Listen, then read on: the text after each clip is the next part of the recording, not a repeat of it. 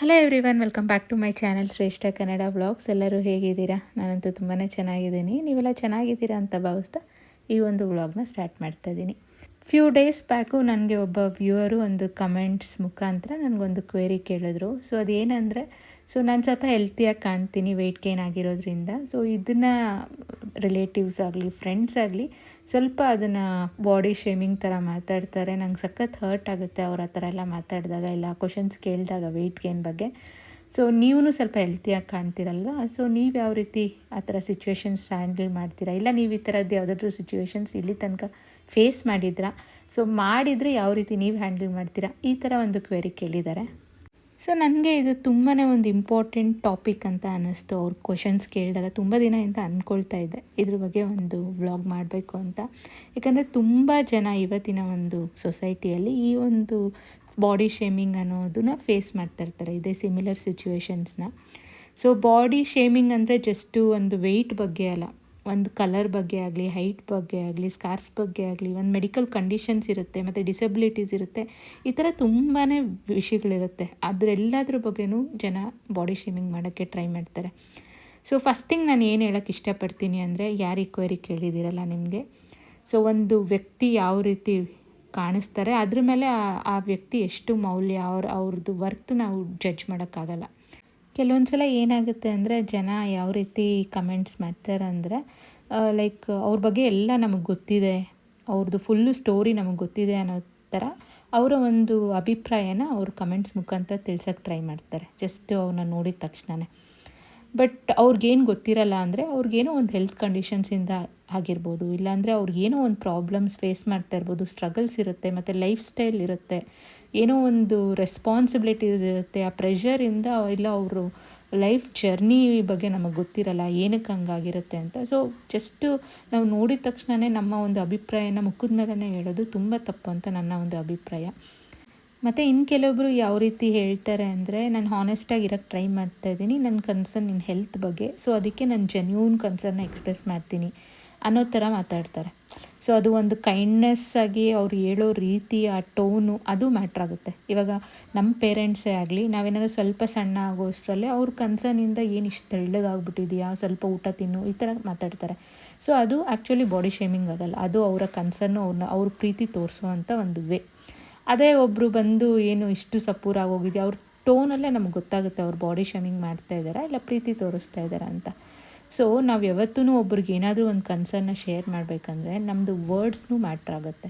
ಯಾವ ರೀತಿ ನಾವು ಮಾತಾಡ್ತೀವಿ, ಯಾವ ರೀತಿ ಅವ್ರಿಗೆ ತಲುಪ್ಸೋಕ್ಕೆ ಟ್ರೈ ಮಾಡ್ತೀವಿ ಅನ್ನೋದು ಮ್ಯಾಟ್ರ್ ಆಗುತ್ತೆ.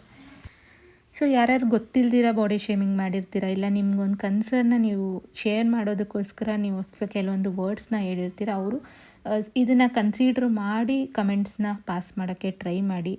ಸೊ ನಿಮಗೆ ಅದು ಒಂದು ಸ್ಮಾಲ್ ಥಿಂಗ್ ಆಗಿರುತ್ತೆ, ಒಂದು ಕಮೆಂಟ್ ಆಗಿರುತ್ತೆ, ಬಟ್ ಯಾರು ಅದನ್ನು ತಗೊಳ್ತಾರಲ್ಲ ಅವರು ಅದನ್ನು ತುಂಬ ದಿನ ಮೈಂಡಲ್ಲಿ ಕ್ಯಾರಿ ಮಾಡ್ತಾರೆ. ಸೊ ಆಲ್ರೆಡಿ ಅವರು ತುಂಬಾ ಪ್ರೆಷರು, ಇಲ್ಲಾಂದರೆ ಅದನ್ನೆಲ್ಲ ಗೋತ್ರೂ ಮಾಡ್ತಿರ್ತಾರೆ. ನಾವು ಇನ್ನೂ ಎಕ್ಸ್ಟ್ರಾ ಪ್ರೆಷರ್ ಹಾಕಿ ಒಂದು ಪರ್ಸನ್ನ ಹರ್ಟ್ ಮಾಡೋದು ಒಂದು ಏನಂತಾರೆ ಕೈಂಡ್ನೆಸ್ನ ತೋರಿಸಲ್ಲ. ಸೊ ನನ್ನ ಪ್ರಕಾರ ಏನು ಅಂದರೆ, ಯಾರನ್ನ ಒಬ್ಬ ವ್ಯಕ್ತಿನ ನಾವು ಜಡ್ಜ್ ಮಾಡಬೇಕಂದ್ರೆ ಲುಕ್ಸ್ ಎಲ್ಲ ಮ್ಯಾಟ್ರ್ ಆಗೋದು.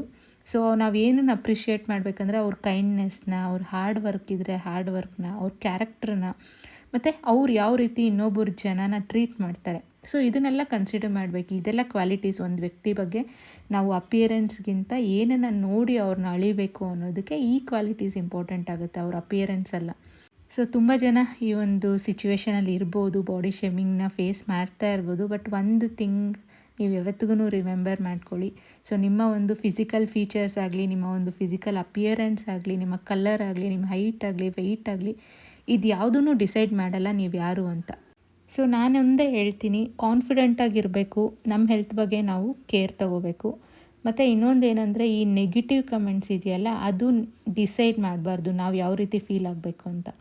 ಸೊ ಅವರ ಒಂದು ಅಭಿಪ್ರಾಯನ ತಿಳಿಸ್ತಾರೆ, ಬಟ್ ನಾವು ಯಾವ ರೀತಿ ರಿಯಾಕ್ಟ್ ಮಾಡಬೇಕು, ಯಾವ ರೀತಿ ನಮ್ಮ ಬಗ್ಗೆ ನಾವು ಥಿಂಕ್ ಮಾಡಬೇಕು ಅನ್ನೋದು ನಮ್ಮ ಕೈಯಲ್ಲೇ ಇರುತ್ತೆ. ನಾವು ಪಾಸಿಟಿವ್ ಆಗೇ ಇರೋಣ. ಯಾಕಂದರೆ ಸೊ ನಮ್ದು ಏನೇ ಒಂದು ಇವಾಗ ಫಿಸಿಕಲ್ ಅಪಿಯರೆನ್ಸ್ ಚೇಂಜ್ ಆಗಿದ್ರೂ ಅದ್ರ ಹಿಂದೆ ನಮ್ದು ಏನೋ ಒಂದು ರೀಸನ್ ಇರುತ್ತೆ, ಹಾರ್ಡ್ ವರ್ಕ್ ಇರುತ್ತೆ, ಸ್ಯಾಕ್ರಿಫೈಸ್ ಇರುತ್ತೆ, ರೆಸ್ಪಾನ್ಸಿಬಿಲಿಟೀಸ್ ಇರುತ್ತೆ, ಈ ಥರ ತುಂಬ ರೀಸನ್ಸ್ ಇರುತ್ತೆ. ಎಷ್ಟೊಂದು ಜನ ಆಕ್ಸಿಡೆಂಟಾಗಿ ಅವ್ರ ಅಪಿಯರೆನ್ಸ್ ಚೇಂಜ್ ಆಗಿರುತ್ತೆ. ಇನ್ನು ಕೆಲವೊಬ್ಬರಿಗೆ ಒಂದು ಆಟೋ ಇಮ್ಯೂನ್ ಡಿಸಾರ್ಡರ್ಸಿಂದ ಅವ್ರ ಅಪಿಯರೆನ್ಸ್ ಚೇಂಜ್ ಆಗಿರುತ್ತೆ. ಇನ್ನು ಕೆಲವೊಬ್ಬರಿಗೆ ಬೈ ಬರ್ತ್ ಡಿಸಬಿಲಿಟೀಸಿಂದ ಹುಟ್ಟಿರ್ತಾರೆ. ಅಂಥದ್ದನ್ನೆಲ್ಲ ನಾವು ಚೇಂಜ್ ಮಾಡೋಕ್ಕಾಗಲ್ಲ. ಸೊ ಹಂಗಿರೋವಾಗ ಅಂಥ ವ್ಯಕ್ತಿಗಳ ಬಗ್ಗೆ ಮಾತಾಡಿ ಅವ್ರಿಗಿನ್ನೂ ನೋವು ಕೊಡೋದಕ್ಕೆ ಬದಲು ಸ್ವಲ್ಪ ಮೆಚ್ಯೂರ್ಡಾಗಿ ಥಿಂಕ್ ಮಾಡಿ, ಮತ್ತು ಯಾರು ಇಂಥದ್ದನ್ನು ಫೇಸ್ ಮಾಡ್ತಾ ಇದ್ದೀರಲ್ಲ, ಸೊ ಅಂಥ ಮೆಚ್ಯೂರಿಟಿ ಇಲ್ದಿರೋ ಇರೋ ಜನಗಳಾಡೋ ಮಾತಿಗೆ ತಲೆ ಕೆಡಿಸ್ಕೋಬೇಡಿ. ಸೊ ಈ ಒಂದು ವ್ಲಾಗ್ ಮುಖಾಂತರ ನಿಮ್ಗೊಂದೇ ಹೇಳೋಕ್ಕೆ ಇಷ್ಟಪಡ್ತೀನಿ, ಕಾನ್ಫಿಡೆಂಟ್ ಆಗಿರಿ, ನಿಮ್ಮ ಹೊರತು ನಿಮಗಷ್ಟೇ ಗೊತ್ತಿರುತ್ತೆ, ಅದನ್ನು ಕಂಟಿನ್ಯೂ ಮಾಡಿ. ಸೊ ಇವಾಗ ಒಂದು ಪ್ರಾಡಕ್ಟ್ ಬಗ್ಗೆ ಇಲ್ಲಿ ರಿವ್ಯೂ ಕೊಡ್ತೀನಿ. ತುಂಬಾ ಯೂಸ್ಫುಲ್ ಪ್ರಾಡಕ್ಟ್ ಅಂತಲೇ ಹೇಳ್ಬೋದು. ಸೊ ಯೂಶ್ವಲಿ ಚಿಕ್ಕ ಮಕ್ಕಳಿರೋಂಥ ಮನೆಯಲ್ಲಿ ಬೆಡ್ ಸ್ಪ್ರೆಡ್ಸು ಇಂಥದನ್ನೆಲ್ಲ ಹಾಳು ಮಾಡ್ತಾಯಿರ್ತಾರೆ. ಹಾಳು ಮಾಡ್ತಾರೆ ನಾವು ಎಷ್ಟೇ ಸರಿಯಾಗಿ ಹಾಕಿ ಹೋಗಿದ್ರೂ ಈ ಕಡೆ ಆ ಕಡೆ ಬಂದುಬಿಡುತ್ತೆ. ಸೊ ಅಂಥ ಟೈಮಲ್ಲಿ ಈ ಒಂದು ಕ್ವಿಲ್ಟ್ ಪಿನ್ಸ್ ಅಂತ ಸಿಗುತ್ತೆ. ಆ್ಯಕ್ಚುಲಿ ಇದು ಸ್ಪ್ರೆಡ್ಸ್ಗೆ ಹಾಕುವಂಥ ಪಿನ್ಸ್ ಅಲ್ಲ, ಬಟ್ ನಾನು ಅದನ್ನು ಬೆಡ್ ಸ್ಪ್ರೆಡ್ಸ್ಗೆ ಹಾಕಿ ಅದನ್ನು ಸೆಕ್ಯೂರ್ ಮಾಡೋಣ ಅಂತ ತೊಗೊಂಡಿದ್ದೀನಿ. ಇದು ಕ್ವಿಲ್ಟ್ ಪಿನ್ಸ್ ಅಂತ. ಸೊ ಇದು ಸೆಟ್ ಆಫ್ 12 ಬಂದಿದೆ. ಪಿಂಕ್ 6 ಕಲರ್ಸು ಮತ್ತು ಪಿಂಕ್ಸು ಮತ್ತು ಬ್ಲೂ ಕಲರ್ 6 ಪಿನ್ಸ್ ಬಂದಿದೆ. ಒಂದು ಯೂಸ್ಫುಲ್ ಪ್ರಾಡಕ್ಟ್ ಅಂತಲೇ ಹೇಳ್ಬೋದು. ಇದನ್ನು ಯಾವ ರೀತಿ ಯೂಸ್ ಮಾಡೋದು ಅಂತ ಇವಾಗ ನಿಮಗೆ ತಿಳಿಸ್ಕೊಡ್ತೀನಿ. ಇದು ಒಳ್ಳೆ ಮಶ್ರೂಮ್ ಥರ ಕಾಣುತ್ತೆ ಆ್ಯಕ್ಚುಲಿ ರಿಯಲಾಗಿ ನೋಡೋದಕ್ಕೆ. ಮತ್ತು ಒಂದು ಕ್ಲಿಪ್ ಥರ ಲೈಕ್ ಮೆಕ್ಯಾನಿಸಮ್ ಇರುತ್ತೆ. ಇವಾಗ ನೋಡ್ತಾ ಇರ್ಬೋದು, ಇದನ್ನು ಪ್ರೆಸ್ ಮಾಡಿದ್ರೆ ಆ ಮೇಲೆ ಇರುವಂಥ ಪಿನ್ನನ್ನು ನೀವು ರಿಮೂವ್ ಮಾಡ್ಬೋದು. ಮತ್ತು ಹಾಕಿದ ತಕ್ಷಣವೇ ಅದು ಅಟ್ಯಾಚ್ ಆಗುತ್ತೆ. ಒಂದು ಪಿನ್ ಹೋಲ್ ಇರುತ್ತೆ, ಅದರಲ್ಲಿ ಹಿಂಗೆ ಹಾಕಿದ ತಕ್ಷಣ ಅದು ಆಟೋಮೆಟಿಕ್ಕಾಗಿ ಲಾಕ್ ಆಗುತ್ತೆ. ಸೊ ಇದನ್ನು ಎಷ್ಟೇ ನೀವು ಟ್ರೈ ಮಾಡಿದ್ರೂ ರಿಮೂವ್ ಮಾಡೋಕ್ಕಾಗಲ್ಲ. ಸೊ ಇದನ್ನು ಯಾವ ರೀತಿ ನೀವು ಕ್ವಿಲ್ಟ್ಗೆ ಯೂಸ್ ಮಾಡ್ಬೋದು, ಇಲ್ಲ ಬೆಡ್ ಸ್ಪ್ರೆಡ್ಸ್ಗೆ ಯೂಸ್ ಮಾಡೋದು ಅಂತ ಇವಾಗ ತೋರಿಸ್ಕೊಡ್ತೀನಿ. ಸೊ ಇದು ಲೈಕ್ ನೀವು ಜಸ್ಟು ಕ್ವಿಲ್ಟ್ಗೆ ಅಂತಲೇ ಅಲ್ಲ, ಬೆಡ್ ಸ್ಪ್ರೆಡ್ಸ್ಗಾಗಲಿ ಇಲ್ಲ ಎಲ್ಲಾದರೂ ನೀವೇನಾದರೂ ಕ್ಲಾತ್ನ ಸೆಕ್ಯೂರ್ ಮಾಡಬೇಕಂದ್ರೆ ಇದನ್ನು ನೀವು ಯೂಸ್ ಮಾಡಿಕೊಂಡು ಅದನ್ನು ಸೆಕ್ಯೂರ್ ಮಾಡ್ಬೋದು. ಸೊ ನಾನಿವಾಗ ಈ ಬೆಡ್ ಸ್ಪ್ರೆಡ್ಸ್ನ ಸೆಕ್ಯೂರ್ ಮಾಡಿದ್ದೀನಿ. ಇಲ್ಲಿ ನೋಡ್ತಾ ಇರ್ಬೋದು, ಈ ಒಂದು ಬೆಡ್ಸ್ಗೆ ಸೈಡ್ಸಲ್ಲಿ ಏನು ಬೆಡ್ಶೀಟ್ಸ್ ಇರುತ್ತಲ್ವ, ಅದು ಬೆಡ್ಸ್ದಷ್ಟೇ ಸೈಜ್ ಇದ್ದಾಗ ಏನಾಗುತ್ತೆ, ಬಂದುಬಿಡುವಂಥ ಚಾನ್ಸಸ್ ತುಂಬ ಇರುತ್ತೆ. ಸೊ ಆವಾಗ ಆ ಬೆಡ್ಗೆ ಮತ್ತು ಆ ಬೆಡ್ ಸ್ಪ್ರೆಡ್ಗೆ ಎರಡನ್ನೂ ಇದನ್ನು ಹಾಕಿ ಲಾಕ್ ಮಾಡ್ಬೋದು. ಒಂದು ಸೈಡಲ್ಲಿ ಇಲ್ಲಿ ಹಾಕಿದ್ದೀನಿ ನೋಡಿ, ಈ ಥರ ಲಾಕ್ ಮಾಡಿದ್ದೀನಿ. ಸೊ ಇದು ನೀಟಾಗಿ ಸೆಕ್ಯೂರ್ಡಾಗಿ ಪಿನ್ ಆಗುತ್ತೆ. ಇವಾಗ ಒಂದು ತೋರಿಸ್ತಾ ಇದ್ದೀನಿ. ಈ ಥರ ಕೆಳಗಡೆಯಿಂದ ಈ ಥರ ಪಿನ್ನನ್ನು ಹಾಕಿ ಮೇಲೆ ಅದೇನು ಬಟನ್ ಶೇಪ್ ಇರ್ತೀರ ಆ ಒಂದು ಪಿನ್ ಒಳಗಡೆ ಇದನ್ನು ಸೆಕ್ಯೂರ್ ಮಾಡಿದ್ರೆ ಅದು ನೀಟಾಗಿ ಸೆಕ್ಯೂರ್ ಆಗಿಬಿಡುತ್ತೆ. ಸೊ ಈ ಥರ ಹಾಕೋದ್ರಿಂದ ಏನಾಗುತ್ತೆ ಅಂದರೆ, ನೀವೆಷ್ಟೇ ಮಕ್ಕಳು ಅದ್ರ ಮೇಲೆ ಆಟ ಆಡಿದ್ರೂ ಬೆಡ್ ಸ್ಪ್ರೆಡ್ಸ್ ಎಲ್ಲ ಲೈಕ್ ಆಚೆ ಬರಲ್ಲ. ಸೊ ಈ ಥರ ನಾನು ಎಲ್ಲ ಸೈಡೂ ಸೆಕ್ಯೂರ್ ಮಾಡಿ ಇವಾಗ ತೋರಿಸ್ತಾ ಇದ್ದೀನಿ. ಸೊ ಒಂದು ಸೈಡ್ ಫುಲ್ ಪಿಂಕ್ ಕಲರ್ ಹಾಕಿದ್ದೀನಿ. ಸೊ ಇದು ಫುಲ್ಲು ಸ್ಟಿಫಾಗಿರುತ್ತೆ ಮತ್ತು ಎಲ್ಲೂ ಬಿಚ್ಕೊಳ್ಳೋ ಅಂಥ ಚಾನ್ಸಸ್ ಇರಲ್ಲ. ಸೊ ನೋಡ್ತಾ ಇರ್ಬೋದು, ಈ ರೀತಿ ಎಲ್ಲ ಕಡೆ ಬೆಡ್ಸ್ ಫುಲ್ಲು ಹಾಕೋದ್ರಿಂದ ನೀವು ಸೆಕ್ಯೂರ್ಡಾಗಿ ಪಿನ್ ಮಾಡ್ಬೋದು. ಸೊ ನಾನು ಲೈಕ್ ಆಲ್ಮೋಸ್ಟ್ ಒಂದೊಂದು ಸೈಡು 3 ಪಿನ್ಸ್ನ ಯೂಸ್ ಮಾಡಿ ಸೆಕ್ಯೂರ್ ಮಾಡಿದ್ದೀನಿ. ಸೊ ನೀವು ಜಾಸ್ತಿನೂ ಯೂಸ್ ಮಾಡ್ಬೋದು ದೊಡ್ಡ ದೊಡ್ಡ ಬೆಡ್ಸ್ ಇದ್ದರೆ. ಮತ್ತು ಈ ಮೇಲೆ ಪಾರ್ಟ್ ಇರುತ್ತಲ್ವ, ಆ ಕಡೆಯಿಂದ ಕೆಳಗಡೆ ಜಾರೋ ಅಂಥ ಒಂದು ಪ್ರಾಬ್ಲಮ್ ಸಹ ಇರುತ್ತೆ. ಅಂಥ ಟೈಮಲ್ಲಿ ಏನು ಮಾಡ್ಬೋದು ಅಂದರೆ, ಮೇಲೆ ಸಹ ನೀವು ಆ ಕಡೆ ಕೈ ಇಡೋಕ್ಕಾಗಲ್ಲ ಅಂದರೆ ಮೇಲೇನೂ ನೀವು ಸೆಕ್ಯೂರ್ ಮಾಡ್ಬೋದು. ಸೊ ಈ ಥರ ನಿಮ್ಗೆ ಎಲ್ಲಿ ಒಂದು ಕ್ಲಾತ್ನ ಸೆಕ್ಯೂರ್ಡಾಗಿ ಇದು ಮಾಡಬೇಕು ಅಂದರೆ ಅಲ್ಲಿ ನೀವು ಯೂಸ್ ಮಾಡ್ಬೋದು. ಲೈಕ್ ಇಲ್ಲ ಬ್ಯಾಕ್ ಡ್ರಾಪ್ ಕ್ಲಾತ್ಸ್ನ ನೀವು ಹಾಕ್ಬೇಕಾದ್ರೂ ಈ ಪಿನ್ಸ್ನ ನೀವು ಯೂಸ್ ಮಾಡ್ಕೋಬೋದು. ಸೊ ಈ ಒಂದು ಪ್ರಾಡಕ್ಟು ಲಿಂಕು ನಾನು ಡಿಸ್ಕ್ರಿಪ್ಷನಲ್ಲಿ ಆ್ಯಡ್ ಮಾಡಿರ್ತೀನಿ. ನಿಮ್ಮಲ್ಲಿ ಯಾರಿಗಾದ್ರೂ ಬೇಕಿದ್ದರೆ ನೀವು ಹೋಗಿ ಪರ್ಚೇಸ್ ಮಾಡ್ಬೋದು. So coming back to the topic, ಇನ್ನೊಂದು ಮುಖ್ಯವಾದ ವಿಷಯ ಏನಂದರೆ, ಬಾಡಿ ಶೇಮಿಂಗ್ ಅನ್ನೋದು ಜಸ್ಟ್ ಕಾಮನ್ ಪೀಪಲ್ಗಷ್ಟೇ ಅಲ್ಲ, ತುಂಬ ಲೈಫಲ್ಲಿ ಸಕ್ಸಸ್ ಕಂಡಿರೋವಂಥ ಸೆಲೆಬ್ರಿಟೀಸ್ ಆಗಲಿ, ಸ್ಪೋರ್ಟ್ಸ್ಮನ್ಸ್ ಆಗಲಿ, ಹೀರೋಯಿನ್ಸ್, ಆ್ಯಕ್ಟರ್ಸ್ ಆಗಲಿ, ಎಲ್ಲರೂ ಅಷ್ಟೇ ಒಂದು ಹಂತಕ್ಕೆ ಬಂದಮೇಲೆ, ಒಂದು ಯಶಸ್ಸು ಕಂಡ್ಮೇಲೆ, ಅಷ್ಟು ಸಾಧನೆ ಮಾಡಿದ್ಮೇಲೆ ಸಹ ಈ ಥರ ಬಾಡಿ ಶೇಮಿಂಗ್ ಅನ್ನೋದನ್ನು ಎದುರಿಸಿರ್ತಾರೆ. ಸೊ ಮತ್ತು ಅಷ್ಟು ಯಶಸ್ಸು ಅಷ್ಟು ಶ್ರೀಮಂತಿಕೆ ನೋಡಿ ಅಂಥ ಒಂದು ಒಳ್ಳೆ ಲೈಫ್ ಸ್ಟೈಲ್ ಲೀಡ್ ಮಾಡೋರನ್ನ ಸಹ ಜನ ಟೀಕೆ ಮಾಡ್ತಾಯಿದ್ದಾರೆ. ಅಂದರೆ ಇಲ್ಲಿ ಪ್ರಾಬ್ಲಮ್ಮು ಒಂದು ವ್ಯಕ್ತಿ ಅಲ್ಲ, ಯಾರು ಟೀಕೆ ಮಾಡ್ತಾರಲ್ವ ಅವ್ರದ್ದು ಮೈಂಡ್ ಸೆಟ್ಟು. ಸೊ ಹಾಗಾದರೆ ಬಾಡಿ ಶೇಮಿಂಗ್ ಏನಕ್ಕೆ ಮಾಡ್ತಾರೆ ಜನ? ಸೊ ತುಂಬ ಕಾಮನ್ ರೀಸನ್ ಹೇಳಬೇಕಾದ್ರೆ, ಬಾಡಿ ಶೇಮಿಂಗ್ ಅನ್ನೋದು ಯೂಶ್ವಲಿ ಯಾವ ಜನ ಮಾಡ್ತಾರಂದರೆ, ಯಾರು ಅವರ ಒಂದು ಲೈಫ್ ಸ್ಟೈಲ್ನ ಇನ್ನೊಬ್ಬರ ಒಂದು ಲೈಫ್ ಸ್ಟೈಲ್ ಜೊತೆ ಕಂಪೇರ್ ಮಾಡ್ಕೊಳ್ತಾರೋ ಅವ್ರು ಮಾಡ್ತಾರೆ. ಸೊ ಎಲ್ಲೋ ಒಂದು ಕಡೆ ಅದೊಂದು ಅಭ್ಯಾಸ ಮಾಡ್ಕೊಂಡಿರ್ತಾರೆ, ಅವರ ಒಂದು ಜೀವನನ ಇನ್ನೊಬ್ಬರ ಜೊತೆ ಹೋಲಿಕೆ ಮಾಡಿಕೊಂಡು. ಸೊ ಅವ್ರಿಗೆಲ್ಲೋ ಒಂದು ಕಡೆ ಅಸಮಾಧಾನ ಇರುತ್ತೆ, ಅವರ ಒಂದು ಜೀವನ ಶೈಲಿ, ಅವರಿರೋ ಅಂಥ ಒಂದು ರೀತಿ ಇನ್ನೊಬ್ಬರ ಜೊತೆ ಕಂಪೇರ್ ಮಾಡಿದಾಗ ಅದು ಸರಿ ತೂಗ್ತಾ ಇರಲ್ಲ. ಅಂಥ ಟೈಮಲ್ಲಿ ಆ ಅಸಮಾಧಾನನ ಹೆಂಗನ ಮಾಡಿ ಹೊರಹಾಕಬೇಕಲ್ಲ, ಅಂಥ ಟೈಮಲ್ಲಿ ಈ ಬಾಡಿ ಶೇಮಿಂಗ್ ಅನ್ನೋ ಒಂದು ಟೆಕ್ನಿಕ್ನ ಯೂಸ್ ಮಾಡ್ತಾರೆ. ಸೊ ಇದರಿಂದ ಏನಾಗುತ್ತೆ ಅಂದರೆ, ಅವ್ರಿಗೆಲ್ಲೋ ಒಂದು ಕಡೆ ಸ್ಯಾಟಿಸ್ಫ್ಯಾಕ್ಷನ್ ಸಿಗುತ್ತೆ.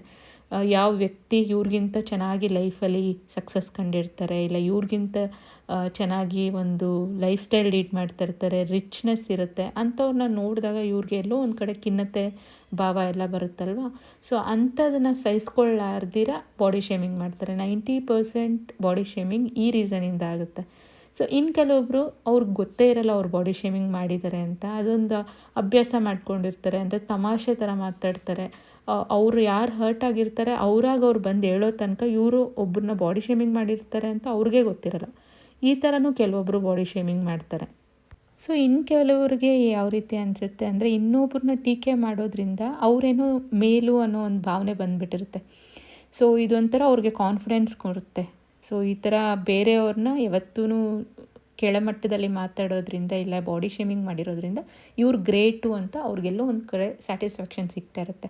ಸೊ ಈ ಥರನೂ ಈ ಬಾಡಿ ಶೇಮಿಂಗ್ ಅನ್ನೋ ಒಂದು ಅಭ್ಯಾಸನ ಮಾಡ್ಕೊಂಡಿರ್ತಾರೆ. ಸೊ ಇನ್ನು ಕೆಲವರು ಚಿಕ್ಕ ವಯಸ್ಸಿಂದನೇ ಮಾತನ್ನು ಕೇಳ್ಕೊಂಬಂದಿರ್ತಾರೆ. ಅಂದರೆ ಅವ್ರ ಹಿರಿಯರಾಗಲಿ ಅವ್ರ ಸುತ್ತಮುತ್ತ ಇರೋ ವಾತಾವರಣ ಆ ಥರ ಇರುತ್ತೆ. ಸೊ ಮಕ್ಕಳಿಗೆ ಏನೂ ನಾವು ಕಲ್ಸೋಕ್ಕಾಗಲ್ಲ. ಸೊ ನಾವು ಯಾವ ರೀತಿ ನಡ್ಕೊಳ್ತೀರೋ ನಮ್ಮ ಮಕ್ಕಳು ಅದೇ ಬುದ್ಧಿ ಕಲಿತಾರೆ. ಸೊ ಈ ಥರ ಬಾಡಿ ಶೇಮಿಂಗ್ ನಾವು ಮಾಡ್ಕೊಂಬಂದರೆ ನೆಕ್ಸ್ಟು ನಮ್ಮ ಮಕ್ಕಳು ಅದನ್ನೇ ಕಂಟಿನ್ಯೂ ಮಾಡ್ಕೊಂಡು ಹೋಗ್ತಾರೆ. ಈ ಥರನೂ ಅವರ ಒಂದು ಬೆಳೆದಿರುವಂಥ ವಾತಾವರಣ, ಅವ್ರ ಕುಟುಂಬ, ಈ ಥರ ಪರಿಸರ ಇದರಿಂದನೂ ಆ ಬಾಡಿ ಶೇಮಿಂಗ್ ಅನ್ನೋದು ಒಂದು ನೇಚರ್ ಥರ ಅವ್ರಿಗೆ ಬಂದುಬಿಟ್ಟಿರುತ್ತೆ. ಸೊ ಇನ್ನೂ ಕೆಲವೊಬ್ರು ಇರ್ತಾರೆ, ಅವ್ರಿಗೇನಂದರೆ ಸೆಂಟ್ರ್ ಆಫ್ ಅಟ್ರಾಕ್ಷನ್ ಆಗಬೇಕು. ಸೊ ತುಂಬ ಈ ನಡುವೆ ಈ ಸೋಷಿಯಲ್ ಮೀಡಿಯಾಸಲ್ಲಿ ನೋಡ್ಕೊಂಬಂದಿರೋದು, ಇನ್ನೊಬ್ಬರನ್ನ ಟೀಕೆ ಮಾಡಿಕೊಂಡು ಇನ್ನೊಬ್ಬರನ್ನ ಬಾಡಿ ಶೇಮಿಂಗ್ ಮಾಡಿಕೊಂಡೇ ಸೆಲೆಬ್ರಿಟೀಸ್ ಆಗಿರೋವಂಥ ತುಂಬ ಜನ ನಾವು ನೋಡ್ಬೋದು. ಸೊ ಇಲ್ಲಿ ಒಂದು ವಿಷಯ ನಾನು ಹೇಳಕ್ಕೆ ಬರ್ತೀನಿ. ಸೊ ಬಾಡಿ ಶೇಮಿಂಗ್ ಯಾರಿಗೆ ಅವ್ರು ಮಾಡ್ತಾರಲ್ವ ಅವ್ರಿಗಿಂತ ಮೇಯ್ನು ಈ ಬಾಡಿ ಶೇಮಿಂಗ್ ಮಾಡೋರ ಮನಸ್ಥಿತಿ ಯಾವ ರೀತಿ ಇದೆ ಅಂತ ಜಾಸ್ತಿ ಎದ್ದು ಕಾಣುತ್ತಲ್ಲಿ ಈ ಥರ ಮಾಡುವಾಗ. ಸೊ ಇನ್ನೇನು ವ್ಲಾಗು ಕೊನೆ ಹಂತಕ್ಕೆ ಬಂದಿದ್ದೀವಿ. ಸೊ ಫೈನಲಿ ನಾನು ಒಂದೇ ಹೇಳೋಕ್ಕೆ ಇಷ್ಟಪಡ್ತೀನಿ. ಸೊ ಯೂಶ್ವಲಿ ಯಶಸ್ಸು ಅವ್ರ ಪ್ರಬುದ್ಧ ವ್ಯಕ್ತಿಗಳು, ಸೆಲೆಬ್ರಿಟೀಸ್ ಅಂತ ಏನು ಹೇಳ್ತೀವಲ್ವ, ಅವ್ರು ಯಾವತ್ತೂ ಇನ್ನೊಬ್ರು ಕಾಲು ಎಳಿಯೋಕ್ಕೆ ಟ್ರೈ ಮಾಡಲ್ಲ. ಸೊ ಅವ್ರು ಯಾವಾಗೂ ಪ್ರೋತ್ಸಾಹಿಸ್ತಾರೆ, ಇನ್ನೊಬ್ಬರಿಗೆ ಟಿಪ್ಸ್ ಕೊಡ್ತಾರೆ ಯಾವ ರೀತಿ ನೀವು ನನ್ನ ಪೊಸಿಷನ್ಗೆ ಬರಬೇಕಂದ್ರೆ ರೀಚ್ ಮಾಡಬೇಕು ಅಂತ. ಸೊ ಅವರ ಒಂದು ಮನಸ್ಥಿತಿ ಯಾವ ರೀತಿ ಇರುತ್ತೆ ಅಂದರೆ, ಇನ್ನೊಬ್ಬರನ್ನ ಜಡ್ಜ್ ಮಾಡೋದಕ್ಕೆ ಯಾವತ್ತೂ ಪ್ರಯತ್ನ ಪಡಲ್ಲ. ಅವ್ರು ಯಾವತ್ತೂ ಅವರ ಲೈಫ್ ಸ್ಟೈಲ್ನ ಹೆಂಗೆ ಇಂಪ್ರೂವ್ ಮಾಡ್ಕೋಬೇಕು, ನೆಕ್ಸ್ಟ್ ಲೆವೆಲ್ಗೆ ಹೆಂಗೆ ಹೋಗಬೇಕು ಅಂತ ಯೋಚನೆ ಮಾಡೋಕ್ಕಷ್ಟೇ ಅವ್ರಿಗೆ ಟೈಮ್ ಇರುತ್ತೆ. ಸೊ ಇದೇ ಒಂದು ಕಾರಣದಿಂದನೇ ಅವರಷ್ಟು ಸಕ್ಸಸ್ ಆಗಿರ್ತಾರೆ ಅಂತ ನಾನು ಭಾವಿಸ್ತೀನಿ. ಸೊ ಇಲ್ಲಿ ಒಬ್ಬ ವ್ಯಕ್ತಿ ರೂಪ ಬಗ್ಗೆ ಆಗಲಿ ಮಾತಾಡೋದು, ಇಲ್ಲಾಂದರೆ ಅವರ ಒಂದು ಆಕಾರದ ಬಗ್ಗೆ ಮಾತಾಡೋದು ತುಂಬಾ ಸುಲಭ. ಆದರೆ ಅವರ ಒಂದು ಎಫರ್ಟ್ಸ್ ಆಗಲಿ, ಅವ್ರ ವ್ಯಕ್ತಿತ್ವ ಆಗಲಿ, ಅವರ ಸಾಧನೆ ಮತ್ತು ಅವ್ರ ಒಳ್ಳೆತನನ ಗುರುತಿಸ್ತೀವಲ್ವ, ಅದು ತುಂಬಾ ಇಂಪಾರ್ಟೆಂಟ್ ಆಗುತ್ತೆ. ಸೊ ನಾವು ಮಾತಾಡೋವಂಥ ಒಂದು ಮಾತಿಂದ ಐದರ ಒಬ್ಬರಿಗೆ ಹರ್ಟ್ ಮಾಡ್ಬೋದು ನಾವು, ಇಲ್ಲ ಒಬ್ಬರಿಗೆ ಪ್ರೇರಣೆ ಕೊಡ್ಬೋದು. ಸೊ ಈ ಎರಡೂ ಆಪ್ಷನ್ಸಲ್ಲಿ ಯಾವುದನ್ನ ಆಯ್ಕೆ ಮಾಡ್ತೀವಿ ಅನ್ನೋದು ನಮ್ಮ ಒಂದು ಮನಸ್ಥಿತಿನ ಅದು ತೋರಿಸುತ್ತೆ. ಸೊ ನೀವು ಯಾವ ವ್ಯಕ್ತಿ ಆಗಬೇಕು ಅಂತ ಇದ್ದೀರಾ, ನೀವೇ ಡಿಸೈಡ್ ಮಾಡಿ. ನಿಮ್ಮೆಲ್ಲರಿಗೂ ಈ ಒಂದು ವ್ಲಾಗ್ ಇಷ್ಟ ಆಗಿದೆ ಅಂತ ಭಾವಿಸ್ತಾ ಇದ್ದೀನಿ. ಕೊನೆ ತನಕ ನೋಡ್ತಾ ಇರೋ ಪ್ರತಿಯೊಬ್ಬರಿಗೂ ಥ್ಯಾಂಕ್ ಯು ಹೇಳ್ತಾ ಈ ಒಂದು ವ್ಲಾಗ್ನ ನಾನು ಇಲ್ಲಿಗೆ ಮುಗಿಸ್ತಾ ಇದ್ದೀನಿ. ಇನ್ನೊಂದು ವ್ಲಾಗಲ್ಲಿ ಮತ್ತೆ ಸಿಗೋಣ.